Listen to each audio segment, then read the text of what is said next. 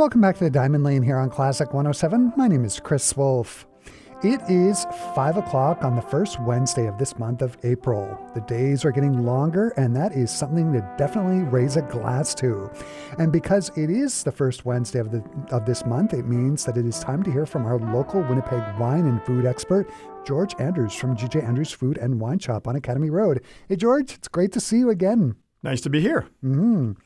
As we are easing into spring, for me it seems only fitting that you've chosen a Zinfandel wine from California. What can you tell us about this month's selection? This is a great one. It's actually one of my favorite Zins. Cypress Vineyard is a J. Lohr product. So the J. Lohr family owns this vineyard, and they produce this Zinfandel, which is delicious, medium-bodied, very youthful purple look to it, black cherry, cola nut, bramble aromas, notes of cranberry and pomegranate on the palate, and it's got a really nice soft finish to it because it's 2018, so it's really mellowed out. Mm-hmm. I was doing some reading about Zinfandels, and my understanding is they sort of have a berry quality typically. They're either raspberry or blackberry. Yes. What are some things that people can expect, not only from this month's Zinfandel, but Zinfandels in general? As you said, black cherry, bramble aromas and flavors to them, a little bit of pomegranate, black currant. Very, very nice wines. Lots of fruit to them. Not heavy wines. This one's not a heavy wine, like heavy tannins. It's just soft fruit, but incredible fruit flavors to it and layers of them. So you get, like with the cola nut that's in this, you get a little bit of a nutmeg aroma from it. So it's got, it imparts some characteristics into the wine that you normally don't find in others. So Zinfandels, and Zinfandel actually is the same grape as if you see some Italian wines, Primitivo. It's the same grape. Okay. So it's just two different names for the same grape. Right. Tomato. Yeah, and the taste, they'll be, generally Zinfandels can be a little bit tart, a little bit dry. You get that, the blackberry, black raspberry flavors to them. So a little bit of tartness to them, but very, very nice wines. And before I press the record button, we were talking about the two different kinds of grapes for Zinfandels. Can you talk about that a little bit? Yeah, so it's the same grape, the Zinfandel, but it produces different types of wine. So there's white Zinfandel, which is a pink wine everybody knows of, and it's got a little bit of residual sugar to it, so it's sweeter. And then the red Zinfandels traditionally are fermented longer, so more alcohol, higher alcohol content, so they're drier wines. So as the fermentation takes place, it reduces the sugar level. So the sweeter wines have lower alcohol, the drier wines have a higher alcohol content because you're fermenting all of that sugar into alcohol. Right. So your white Zinfandel, something that's a pinkish wine, that would pair really well with spicy foods. Okay.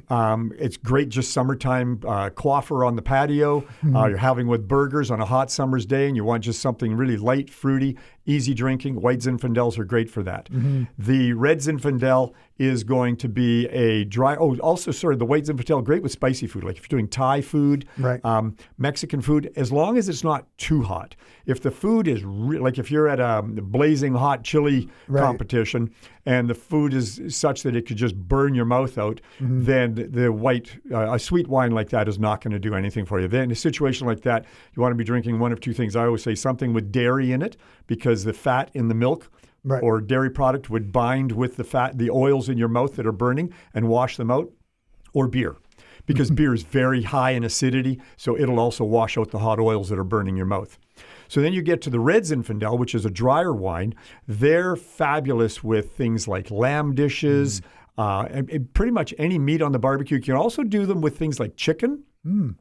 If it's a lighter Zinfandel or soft Zinfandel, you could even do it with something like grilled salmon, grilled tuna on the barbecue. I wouldn't do it with something like pickerel sautéed in a frying pan because the wine will overpower the fish. But if the fish is a little bit meatier fish and it's done on the grill, so it's picking up a little bit of oomph in the flavor from the grilling, then something like this would stand up to it.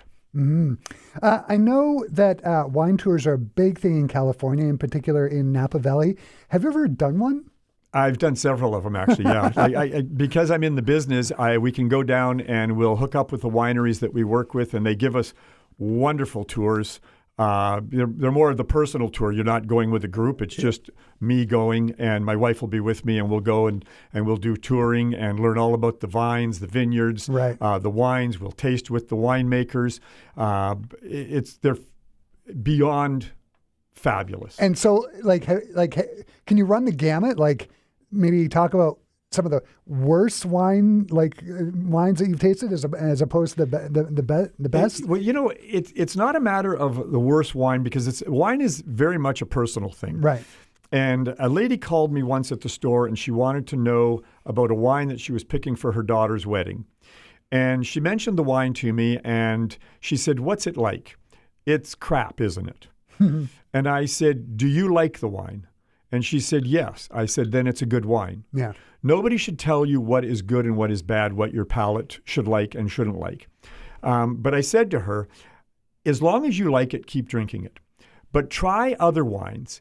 And you may never change, but you may eventually, after trying a broad range of wines, you might start to find that wine no longer meets your needs. Right. You now have, and you may not. You may stay with that wine indefinitely, and that's fine. So for me, I have particular styles that I like. I mean, I love sweet wines, but if I'm going to have a sweet wine, like yesterday I had a gentleman in from a winery in Spain, and we tried a Moscato, very sweet, but it didn't come across as sweet because the acidity was so high, so it had really good balance. Yeah. It was positively delicious. Would go great with Thai food, would go great with seared foie gras. Mm-hmm. So depending on the food you're having with it, I like all styles of wines.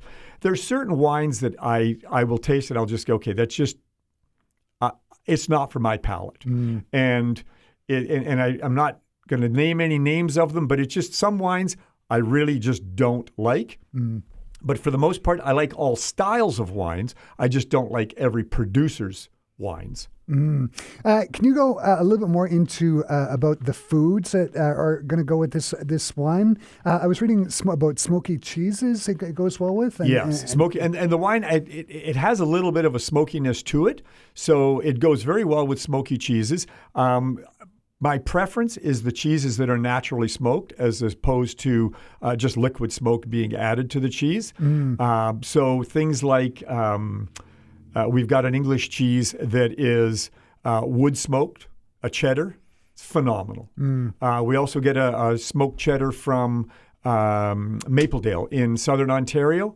Outstanding, naturally smoked, outstanding wine, or outstanding cheese. So it would go very well with this wine. This wine also, though, would go very well with, as I'd said, the grilled foods, the fish dishes, pork, lamb on the barbecue, beef, excellent. Strong cheeses, sharp cheddars, a little bit of blue cheese would go very well with this wine. I want to sort of go down the cheese rabbit hole. I love cheese. It's one of my favorite foods, in particular smoked cheese. Can you talk about what difference it does to the cheese in regards to how long the cheese has been smoked? What does that exactly do to the cheese? It's the same idea as if you're smoking meat. If you're smoking a brisket or chicken or ribs on the barbecue, the longer you leave it in the smoker, the more intense the smoke flavor gets. Mm-hmm. So just depending on how much smoke flavor they want with the cheese, the more smoking that it gets, the more intense the flavor gets. So the more flavorful that, or more that. Smoke flavor will be there, more prevalent. And it won't do anything to the texture of the cheese? No. Absolutely. No. Mm-hmm. My understanding also is that it goes with tangy flavors. What for you constitutes tangy food? Tangy foods with things with a bit of acidity to them. We were talking last month about the tomato sauces, which have some tang to them. Yep. This would also go very well. This has nice acidity to it, so it would go very well with it. As I said last month, the Italian wines have a little bit more acidity to them, especially the Sangiovese grape. They've got a lot more acidity to them. The grape that we had in the Chiro, it had a little bit more acidity to it. So they're a little bit more better pairing with the acidic foods. But this one also would go very well with pasta sauces, something tomato, a little bit of tang. And even if you're doing something that if you've got a chicken and you're glazing it with like a tart cherry glaze on top, something like that also. That sounds fantastic. And all of the cheeses that we were talking about, the smoked cheese and the fish and the meat, they can be picked up at G.J. Andrews Food and You Wine bet. Shoppe. We have them all. 384 Academy Road. George, again, you've made me hungry. I'm going to go home off the air and have some wine and cheese with my wife. Thanks again for taking the time. Thank you to very stop by. much. Mm-hmm.